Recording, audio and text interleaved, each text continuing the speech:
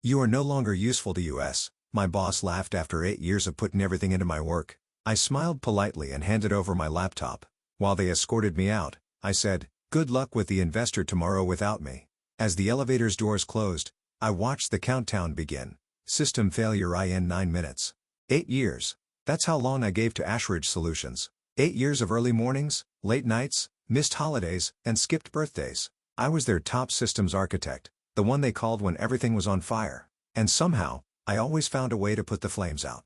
But on a cloudy Wednesday afternoon, all I got in return was a cold smile and 6 words that changed everything. Your services are no longer needed. My name is Tessa Monroe, and this is the story of how they tried to erase me and how I made sure the world would never forget me instead. It began like any other day. I'd spent the morning reviewing the latest integration reports for Nexus Core, the AI-driven operations platform I had designed from scratch.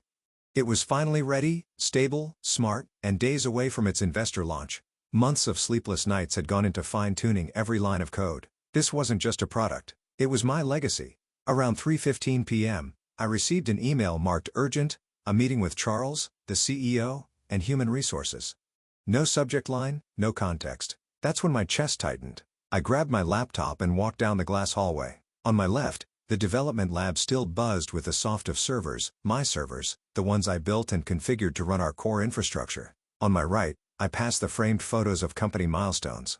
Every photo included Charles. None included me, despite the fact that I had been there for every single one. I entered the conference room where Charles sat at the head of the table, fingers steepled, eyes gleaming with the kind of smugness only a man who thinks he's won something could wear. Beside him sat Margaret from HR. She didn't look at me.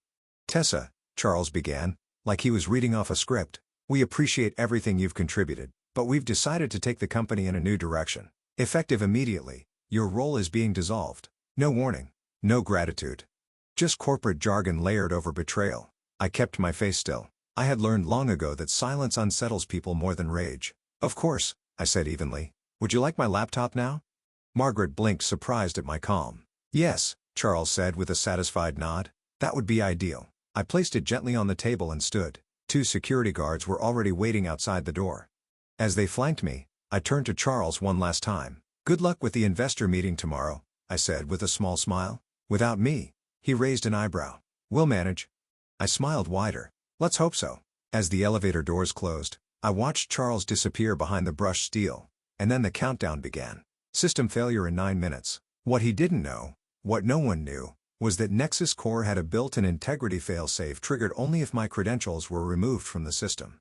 A final line of defense, not to destroy it, but to protect it. Because I had learned the hard way that the most dangerous threats don't come from outside attacks. They come from inside. From people like Charles. People who smile as they take what isn't theirs.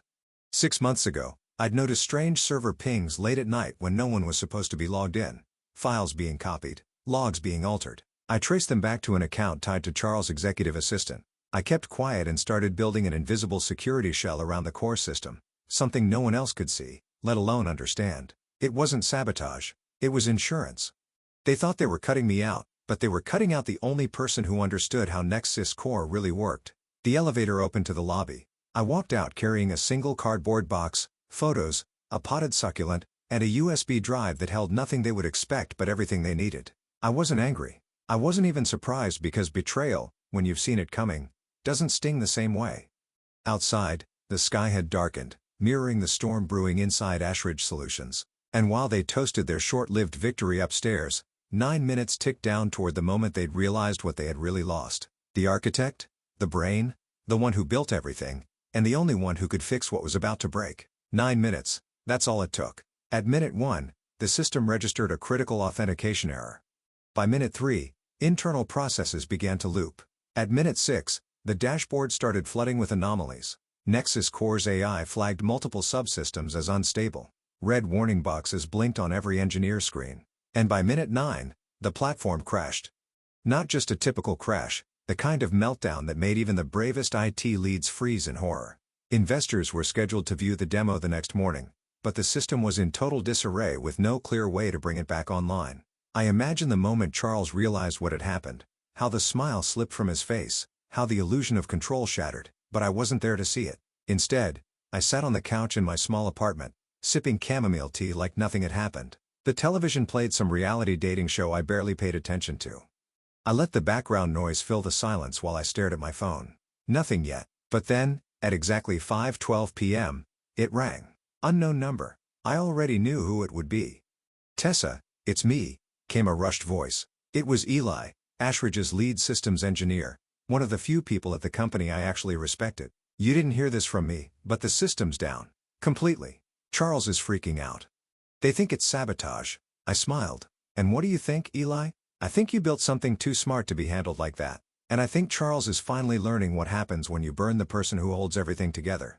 He hesitated. "They're going to call you," he said quietly. "They need you." And he was right. 10 minutes later, my phone rang again. This time, it was Rachel, Charles' assistant. "Charles would like to speak with you," she said, her voice unusually stiff. "It's urgent. A car will be sent to pick you up within the hour." I almost laughed. "Tell him I'm busy," I replied. "Maybe tomorrow." A pause. "Tessa, please." That please was everything. It told me they weren't just inconvenienced, they were terrified. Nexus Core wasn't just a product, it was the entire foundation of their investor pitch, their valuation, their future. And now it was broken. Unusable. I stood and went to my desk, opening a small drawer where I kept a sleek black USB drive, the one that held the key, not to sabotage, but to stability. See, what Charles and the board never understood was that Nexus Core wasn't just another piece of software. It was built with ethical protocols, a dynamic intelligence designed to adapt, but only under the guidance of authorized trusted inputs. I had embedded a central logic framework deep in the core. Trust must be earned. Credentials can be revoked.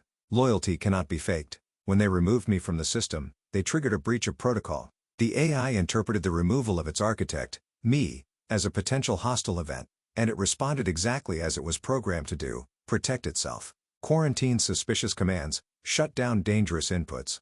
By 7 p.m., another call came, this time from Charles himself. "Tessa," he said, trying to sound calm. "We've had an unexpected hiccup. I think there's been some kind of authentication bug." "A bug?" I repeated, feigning concern. "Yes. We'd like your help in resolving it," I said, pretending to think. "Is this a freelance gig, or am I back on payroll?" Silence. Then he sighed. "We can discuss that when you're here." I made him wait another hour before I agreed to come. When I arrived at Ashridge headquarters, the place was in chaos. Engineers running back and forth, alarms still flashing on monitors, and the tense buzz of desperation in the air. Charles met me in the executive boardroom. His tie loosened, hair disheveled, the image of a man who just lost everything but hadn't realized yet that he was lucky I even showed up. "Can you fix it?" he asked. I pulled the USB from my coat pocket and set it gently on the polished mahogany table. "I can," I said calmly, "but we need to talk first." He narrowed his eyes. "You think you're in a position to negotiate?" I leaned forward, voice steady. "I know I am." Because in that moment, the power had shifted. I wasn't just the woman they discarded. I was the key to the thing they had gambled their entire future on, and I had no intention of handing it back for free. Charles stared at the USB drive like it might explode. "This contains the fix?" he asked, voice tight. I didn't answer right away. I let the silence stretch long enough for him to squirm. His foot tapped impatiently under the table. His jaw clenched like he was chewing on glass. "It contains the protocol update," I said at last. "The system is functioning exactly as designed, but it no longer recognizes you or anyone at Ashridge as a trusted authority." Charles scoffed. "That's absurd. We own it. We paid for its development." I gave a soft, humorless laugh. "You paid for a product. You didn't pay for understanding, and you sure as hell didn't pay for loyalty." His face reddened, but he didn't argue. He couldn't. He knew he'd lost the upper hand. I stood and walked slowly to the window overlooking the city skyline. From up here, Ashridge looked powerful, imposing, but I knew better. I'd seen how fragile the foundation really was. "I gave you 8 years, I said quietly, "and you tossed me out like I was nothing. No warning, no meeting, not even a thank you." Charles didn't respond. I turned to face him. "You didn't just fire me. You removed the person who built your entire infrastructure without the decency of a conversation. And now, the very system you wanted to showcase to your investors doesn't trust you. Tell me, Charles, how do you think that looks from the outside?" He flinched just slightly, enough for me to know the reality had finally sunk in. "Tell me what you want," he muttered. There it was, the shift I'd been waiting for. "I want full recognition as Nexus Core's lead architect," I said calmly. "My name on every document, every patent, every press release. You make me a ghost, I make your system vanish. Fair trade." Charles swallowed hard. "What else?" 25% equity in the platform, I continued. Retroactively vested. And a seat on the board. His eyes widened. You're out of your mind. The board will never. They will if they want their investors to show up tomorrow, I interrupted. Because without that update, you don't have a demo. You have a very expensive failure. He leaned back in his chair, exhaling slowly through his nose like a bull trying not to charge. For a moment, he was silent, weighing his options. You planned this, he said at last, eyes narrowing. You set us up? No, I said. I protected what I built. Another long pause. Then, finally, he gave a slow nod. I'll need it in writing, I added. You'll have it by morning, he muttered. No, I said firmly. Tonight, before I hand over anything. His gaze sharpened. You don't trust me? I smiled. You fired me. We stared at each other across the boardroom table, a silent war being fought in expressions and posture.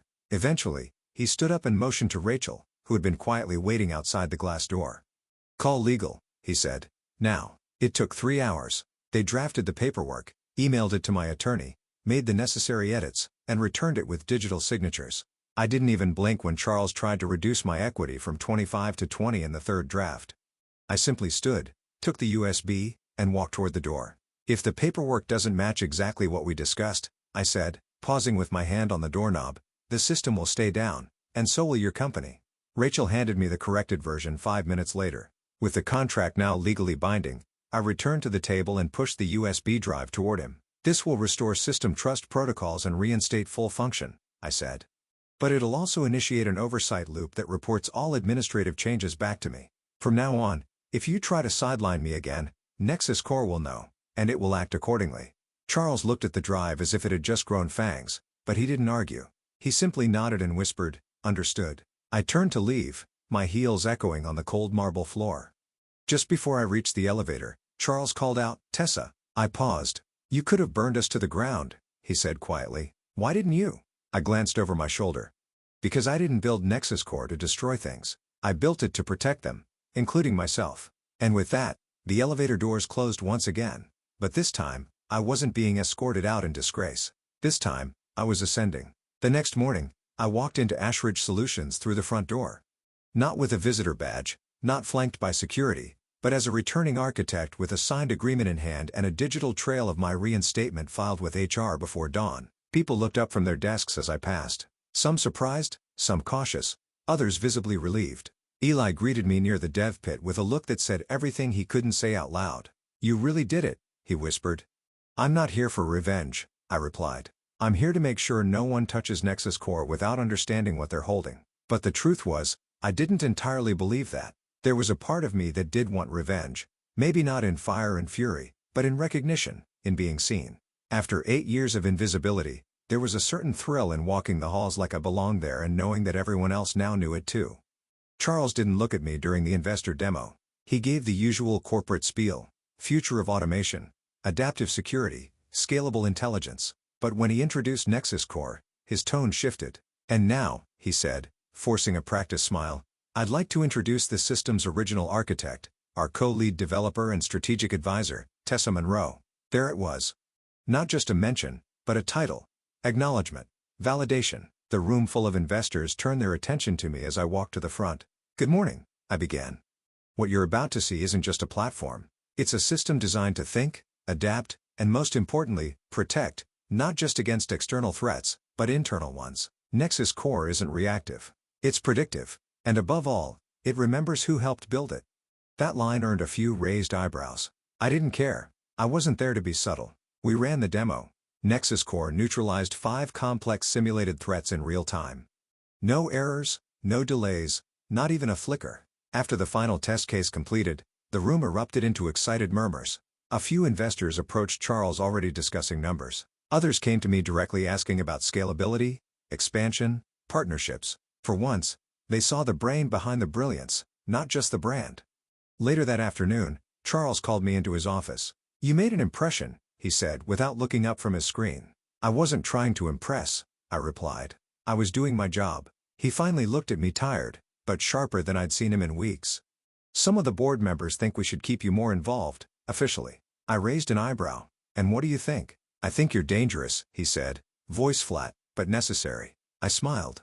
You should have realized that years ago. He didn't respond, and I didn't wait for him to. The following weeks were complex. I wasn't exactly welcomed with open arms.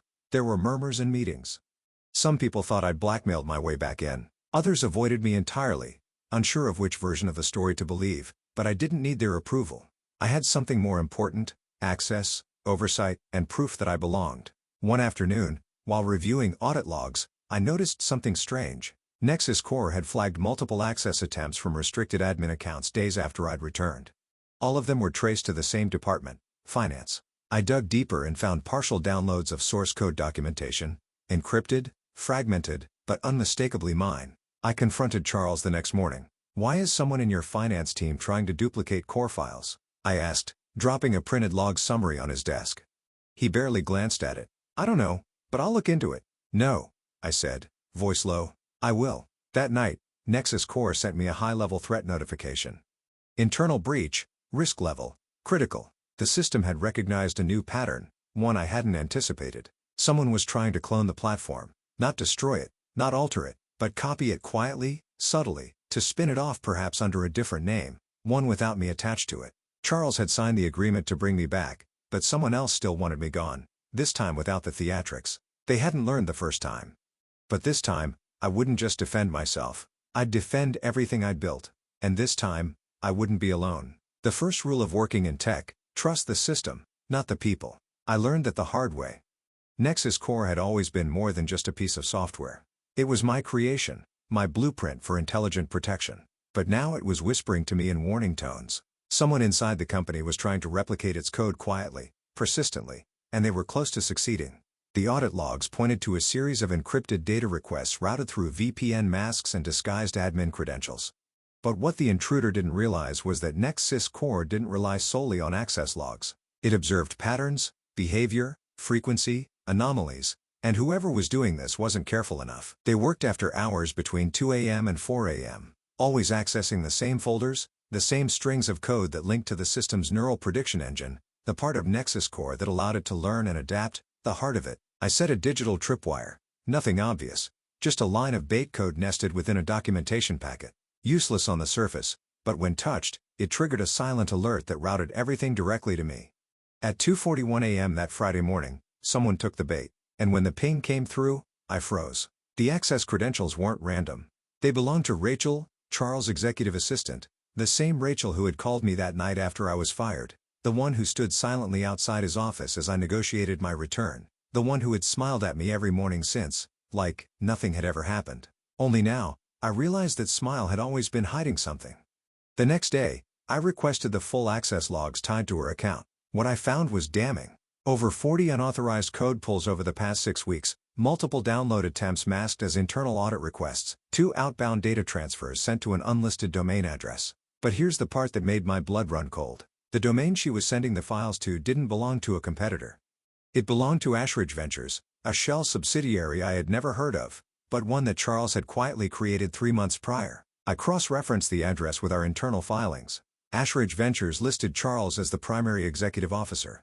And Rachel? She was listed as the co-founder.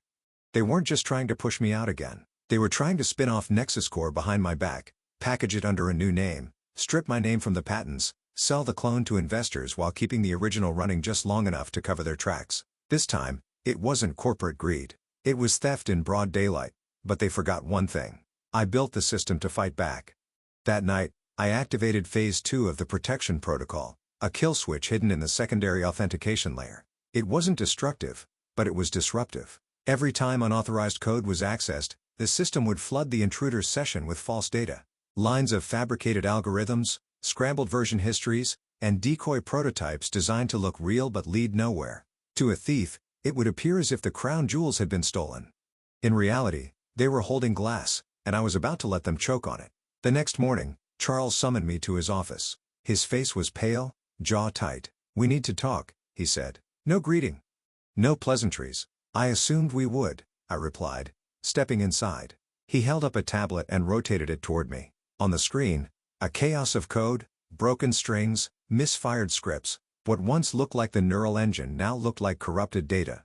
"This is from the internal development backup," he said. It's scrambled. "Looks like someone accessed it without proper clearance," I said, keeping my voice even. Nexus Corp has countermeasures against unauthorized duplication. Charles stood. Tessa, if you've sabotaged, I haven't sabotaged anything, I said. Nexus Corp is working exactly as designed. It protects itself, even from you. His eyes narrowed. And if I told you this has already gone too far? He asked. That investors were promised a new version, an expansion built under a new entity? I tilted my head. Then I'd say you're about to have a very uncomfortable board meeting. He stared at me, hatred creeping into his expression now. The kind that bubbles up when someone realizes they've been outplayed at their own game. You don't get to win this, he said quietly. I smiled. I already did. You just haven't read the source code. And with that, I walked out, leaving him to wonder which part of his empire was still real and which parts had already crumbled under the weight of his own deception. But I wasn't done yet. The next move wasn't just about defense. It was about making sure no one could ever steal from me again. 3 days later, the board met in emergency session. It wasn't called by Charles. It was called by me. I had sent a formal report to the entire board of directors complete with evidence, access logs, security alerts, file transfer records, and documentation of the shell company, Escorted Ventures. A full-time stamp trail tracing the attempted theft of Nexus Core's source code, and the deliberate effort to cut me out. I didn't have to embellish a single word. The truth was damning enough. Charles walked into the conference room 20 minutes late. His face looked thinner, like he hadn't slept. Rachel didn't come at all. As the board reviewed the documents I'd submitted, silence filled the room. Some looked shocked, others looked unsurprised, but wary. No one said a word until the last page flipped. Then board chairwoman Evelyn Sharp, a no-nonsense woman who had once called me brilliant but too quiet, folded her hands and looked directly at Charles. Do you deny any of this? She asked. Charles cleared his throat. Rachel acted alone. I leaned forward. Charles is listed as the majority shareholder of Escorted Ventures. Rachel is a secondary officer. The transfers came from her account, but the project, that was his. He said nothing. Evelyn turned to me. And Nexus Core is fully operational? I nodded. The original is stable, secured, intact. The cloned instance is now flooded with decoy code and protective misdirections. Irreparable. But the working system is under my direct oversight. And it can't be stolen again? One board member asked. No, I replied. Because it no longer trusts anyone without my biometric authorization. And, yes, I'm happy to extend oversight to include independent verification teams moving forward. But from now on, Nexus Corp protects itself legally and technically. There was a long pause, then Evelyn closed the folder. I think it's time for a change. The vote was unanimous. Charles was removed as CEO within the hour. Rachel's employment was terminated retroactively. The shell company dissolved. The board named me interim CDO and granted me controlling interest over the future of Nexus Corp, but that wasn't what satisfied me most. What satisfied me most was that for the first time in 8 years, I didn't have to prove my worth. It was documented, sealed, recognized. I spent the next few weeks rebuilding trust where I could, with engineers, with the product team, even with the legal department who now addressed me by name and not just the tech lead. Nexus Core's investor launch went ahead on schedule. We signed 5 major contracts in 2 weeks, including one with a global healthcare provider whose cybersecurity breaches had cost them millions the year before. I stood at the front of the stage during the product reveal, no longer a shadow behind the screen, but the face of the future. And in the final moments of the presentation, as applause rang through the room, my smartwatch buzzed with a silent notification. System status: secure. Threats: neutralized. Integrity: restored. Protections: active. I smiled because Nexus Core wasn't just my work anymore. It was my armor. And in the months that followed, I made sure every future iteration of the platform carried the same core logic. Ethics first, ownership protected, transparency enforced. We didn't just build smarter systems. We built safer ones, not just from hackers or viruses, but from greed, from betrayal, from silence. One afternoon during a quiet moment in my office, a young developer named Mariah knocked on the door. She was new, wide-eyed, brilliant, and fresh out of grad school. She'd been assigned to one of our AI behavior modules. Can I ask you something? She said nervously. How did you know when to fight? When to push back? When to walk away? I thought about it for a long moment. I didn't, I said honestly. Not always, but I learned the difference between defending my ego and defending my work. And when someone tried to take what I'd built, not because they understood it, but because they thought they could, that's when I knew. Mariah nodded slowly like she was filing the words away for a time she hoped would never come. And then I added one more thing. Protect what you build, whether it's code, an idea, or your peace of mind. Not because someone will try to steal it, but because when they do, you'll be ready. And that's the message I want to leave you with. What would you do if someone tried to erase your name from something you spent years building? Would you walk away quietly, or would you find a way to make them remember? We don't always get justice in the way we imagine. But sometimes, the most powerful thing you can do is stand back up, reclaim your place, and let the system you built speak for itself. Because integrity can't be stolen. It can only be protected.